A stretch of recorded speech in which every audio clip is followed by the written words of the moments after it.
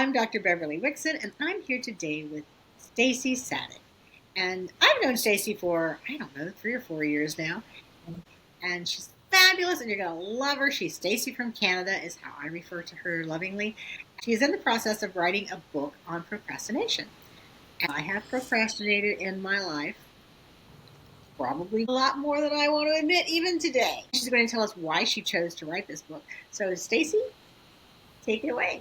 Why did you choose to write a book on procrastination?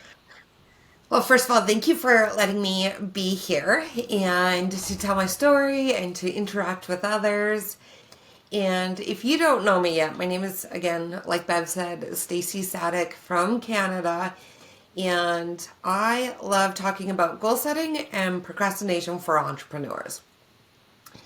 And I know I'm still working outside of the home, but I know going from corporate to being an entrepreneur, there is a lot of things we think we need to be doing, a lot of these rules, habits. And what happens is we end up stopping, freezing, it's getting overwhelming, and we procrastinate.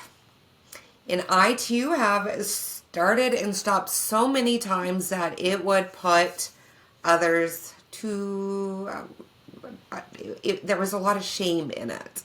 We don't talk about that because people don't want to admit that they're ashamed that they procrastinate. So during one of those moments where I've started, I was so excited, and then I got overwhelmed and I paused. I started to go inwards. I'm like, what is really going on here? And I didn't realize it, but I was a master procrastinator. And the more I researched, the more I realized that a lot of the methods out there to curb procrastination didn't work for me. And I got thinking, well, if it's not working for me, how many other people is this not working for? So I started to interview women, and I found that there is about 6 different kinds of procrastinations. No wonder the time management techniques, the break goals down, all those ideas that are out there don't work for all of us. And it's because not all of us are perfectionists. Not all of us are what I call the crisis makers, where they wait to the last minute to get things done.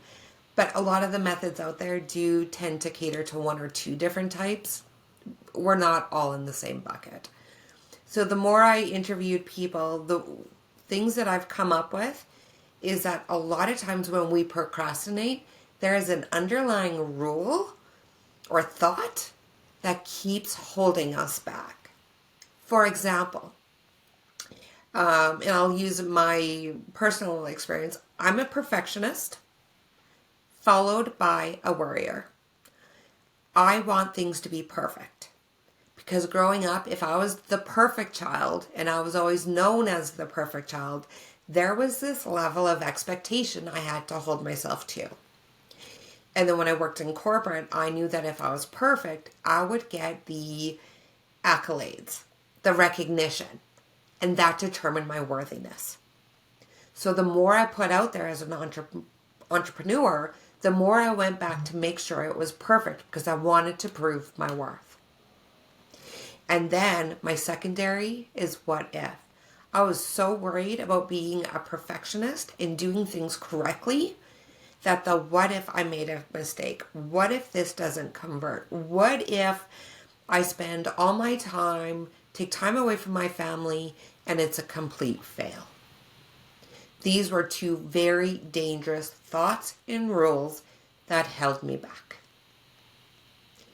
And it wasn't until I started to dive into my own self that I realized the only way I can get over this is to reframe those thoughts and beliefs and retrain my brain to say, it's okay to fail.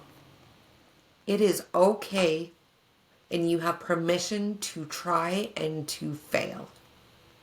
And once I gave myself that permission, I changed the rule in my head.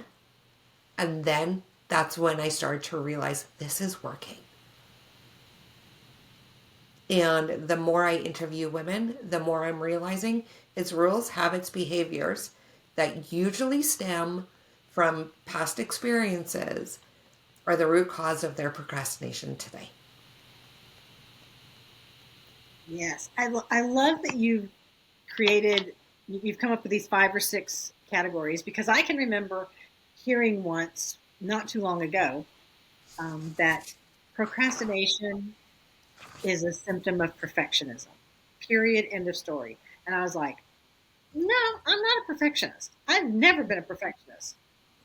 Hmm. Never. And I never felt like I procrastinated on big things until I talked to you. Hmm. I felt more Hmm. like I had procrastinated on all the little things because my mother used to, even as a child, it would be, you didn't do the dishes, you didn't do this, and like, well, and I would do my homework at the last minute. I mean, I wrote full blown term papers with books in front of me the night before they were due. Hmm. And I was okay with not getting an A plus every time. I wanted the A, but B plus was okay. I certainly didn't want anything lower.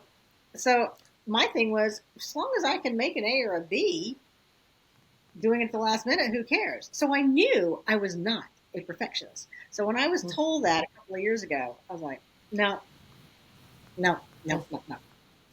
I even tried it. I remember sitting down and thinking, do I have perfectionism in me? Really? And until I finally decided, no, that is totally wrong. So I am so grateful that you've come up with these other categories, I should say. So I'll quickly kind of go through the 6 categories that I am tending to find. Now, I will say that everyone that I've met so far, I find that they have a predominant one and then they have a secondary one. In that secondary one, those are those sneaky thoughts that really get in the way. So we have the perfectionists. These ones, I can talk forever about them because I am one and I see this a lot. But these are the ones that they actually have these plans that they've got off the starting line, but they keep coming back to revise that landing page, revise their group. If you know me well enough, I've done that a few times.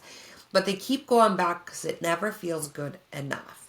And what's really interesting is that we try to control the outcome of whatever we're doing. So we figure if we control the outcome, we can control our safety.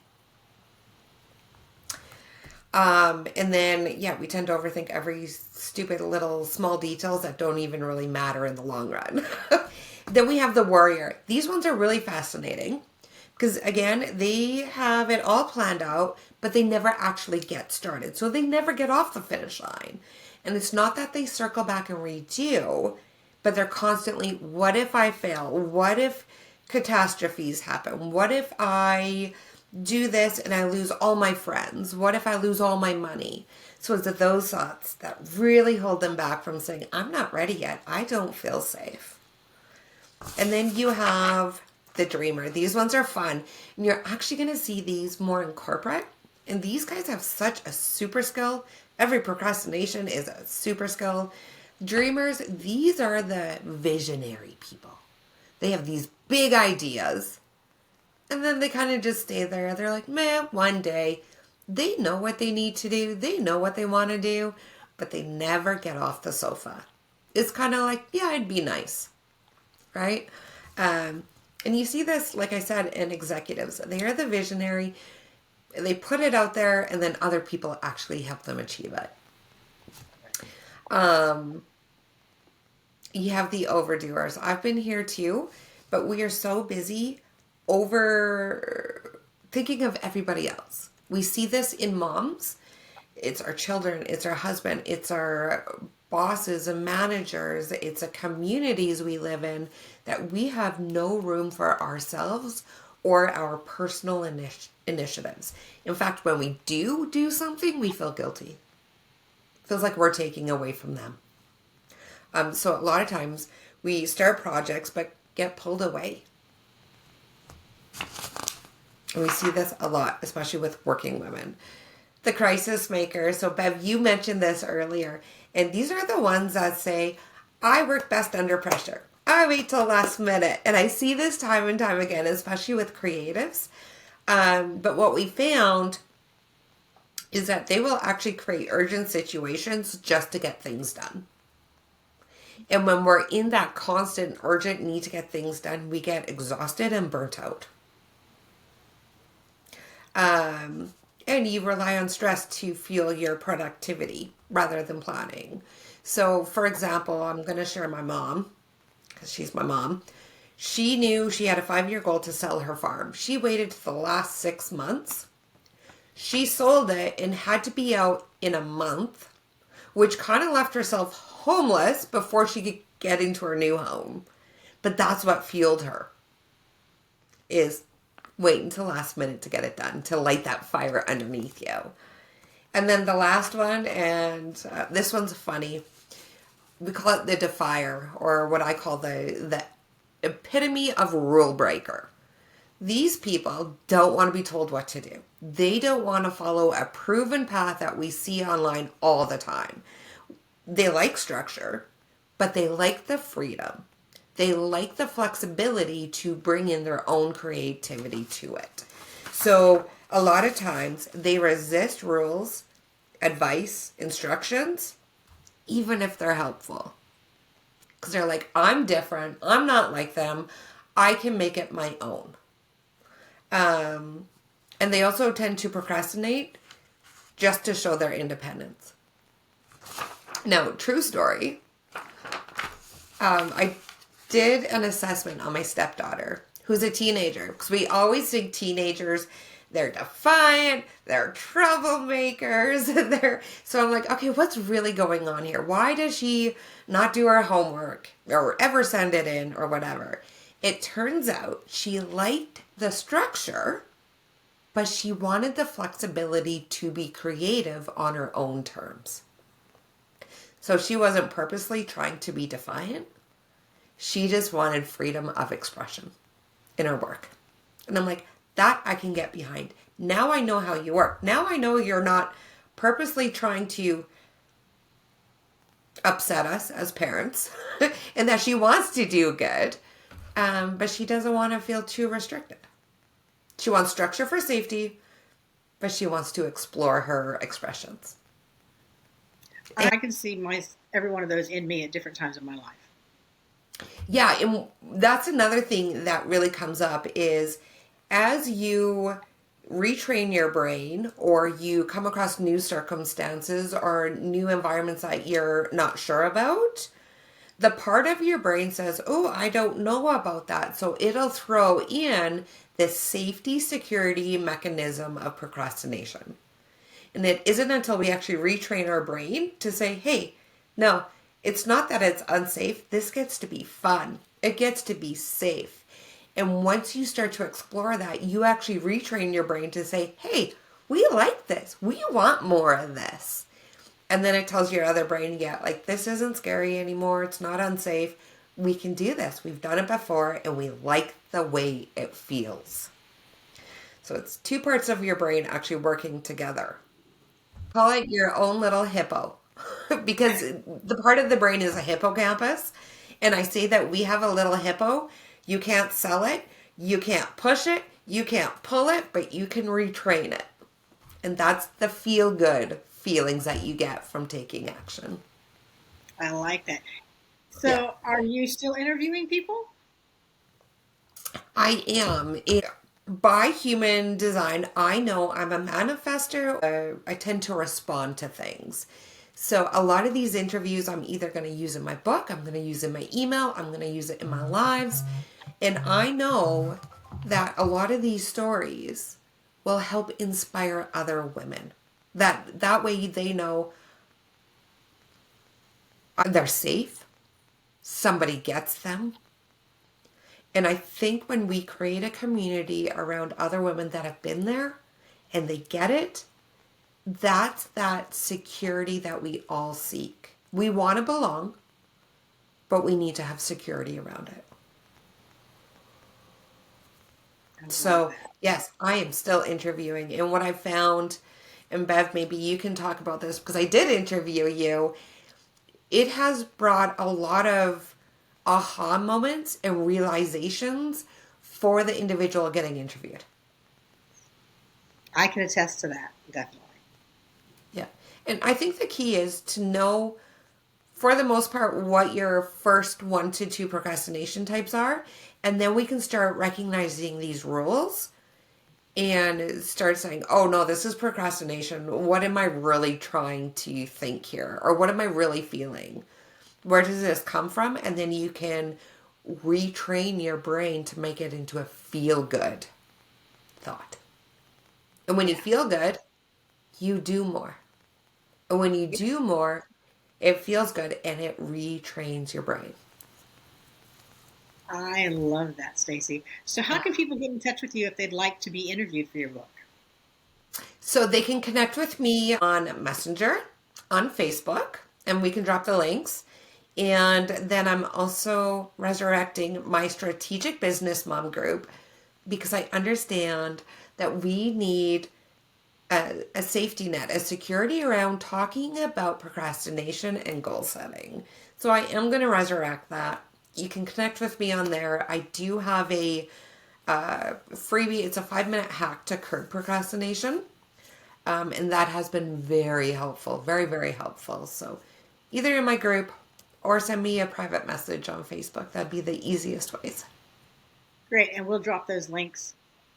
We'll also be uploaded into my Facebook group, and we'll drop the links in there too. Excited. Do you have a personal deadline as to when you're hoping to have your book published? I like how you said personal deadline because we all know SMART goals don't always work for entrepreneurs. Um, Right. I want to have the rough draft done um, by February.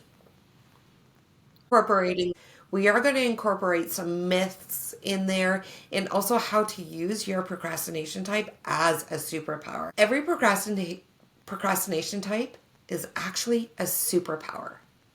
And most people don't recognize that. So in your case, we know you're a dreamer and you're a warrior. We know that. The good thing about dreamers is they can dream big. Most people tend to dream really small because it's safe there. You tend to dream so big. And then the warrior side of you goes, well, what if? Now, if we can turn those what ifs to say, you know what? Okay, if this happens, what can I do to mitigate this risk? And that is such a strong skill to have. Strong skill. Say, okay, my cell phone breaks down in another country. What do I do? Cool, here's my backup plan. Or, and so we tend to come up with proactive plans in the event, and that creates security. Companies even need that.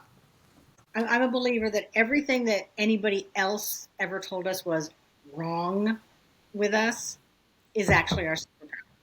I mean, Mm. the social butterfly student in the classroom, she's able to go out and make friends everywhere. Probably would be great at sales. That's such a real one. And what that gets you to do is helps you build connections and become like that's beautiful. It is. Yeah. Absolutely is. Yeah. That's wonderful. Well, Hmm. Stacie, thank you so much. I know I'm looking forward to your book. Um, I can hardly wait to read it. I wish it was something that I could have had years ago and known, even known just the categories because, teaching it would have made such a difference with some of my students who are procrastinators. Yeah. Because I either thought they were either perfectionist or they were like me and they just waited to the last minute and we're going to slam it out and be good. And I never realized I was creating my own little crises. Never thought of it that way. But I'm sure that's exactly what it was when other people had to deal with me and nobody else could eat at the dinner table that night. Yes. Yes. I had And it it's covered. when the book, I know it can also help if you are leading a team as a manager to understand why are people waiting till last minute. And that used to drive me nuts in group projects. Because I was a get her done girl. Get it done off my plate. Perfectionist. Check, check, check, check, right? And then the people that waited till last minute used to drive me nuts. Now I recognize, oh, they're looking for permission to start. I love that. I love that. Well, I'm excited for your book, and I think everybody else will be excited for your book. And anybody out there that's watching, she's still interviewing. So Mhm. reach out to Stacie so that you can be interviewed for her book. Your story can always help motivate, help inspire, help teach someone I else. love it. Love it. you so much for having me here, Bev. Loved it. And I love talking about the things that do matter, that really do move the needle forward. You're very welcome. Thank you so much for being here, Stacie. This has been fantastic. Just wishing everybody a beautiful and magically abundant day. Wonderful.